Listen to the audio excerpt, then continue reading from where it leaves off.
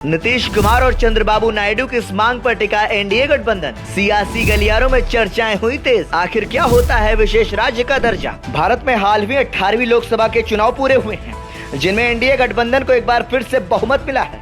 NDA गठबंधन को 292 सीटें मिली हैं, तो वहीं इंडिया गठबंधन को 240। पिछली बार जहां भाजपा को अकेले ही बहुमत मिल गया था, लेकिन इस बार सहयोगी दलों के सहारे सरकार बनानी पड़ रही है, जिसमें बिहार के मुख्यमंत्री नीतीश कुमार की पार्टी जनता दल यूनाइटेड और आंध्र प्रदेश के चंद्रबाबू नायडू की तेलुगु देशम पार्टी का बड़ा योगदान है। इसी बीच अब इन दोनों राज्यों को विशेष राज्य का दर्जा दिए जाने के आसार नजर आ रहे हैं, जिसको लेकर उनके पार्टी पदाधिकारियों के लगातार बयान आ रहे हैं। ऐसे में कई लोगों के मन में सवाल उठ रहे हैं कि आखिर क्या होते हैं विशेष राज्य बनाने के फायदे और कैसे मिलता है विशेष राज्य का दर्जा।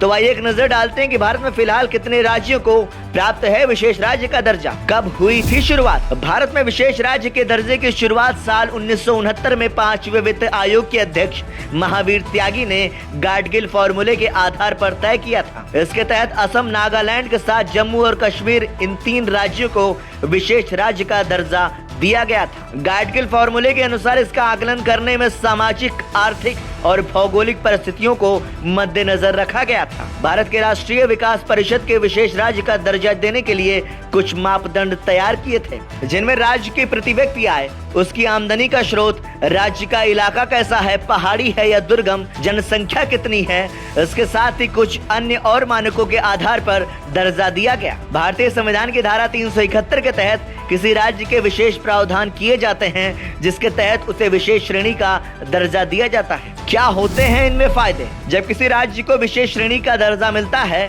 तब उस राज्य को बहुत सारे लाभ मिलते हैं। केंद्र सरकार की ओर से उस राज्य को विशेष छूट दी जाती है। इसके साथ ही अन्य राज्यों के मुकाबले ज्यादा अनुदान दिया जाता है। सरकार के बजट का कुल 30% हिस्सा इन्हीं राज्यों पर खर्च किया जाता है।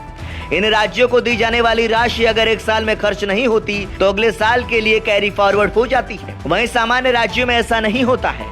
अगर वहां राशि खर्च नहीं होती, तो वह राशि लैप्स हो जाती है, यानी उसे आगे नहीं ले जा सकते हैं। इन राज्यों के पास है विशेष श्रेणी के राज्य का दर्जा। भारत में फिलहाल 11 राज्यों के पास विशेष श्रेणी के राज्य का दर्जा हासिल है। इन राज्यों में अधिकतर राज्य पूर्वोत्तर के हैं, जिनमें मेघालय, मणिपुर, मिजोरम, सिक्किम, त्रिपुरा, अरुणाचल प्रदेश, नागालैंड और असम हैं।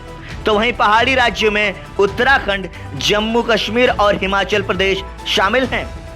ब्यूरो रिपोर्ट, संदेश वाहक।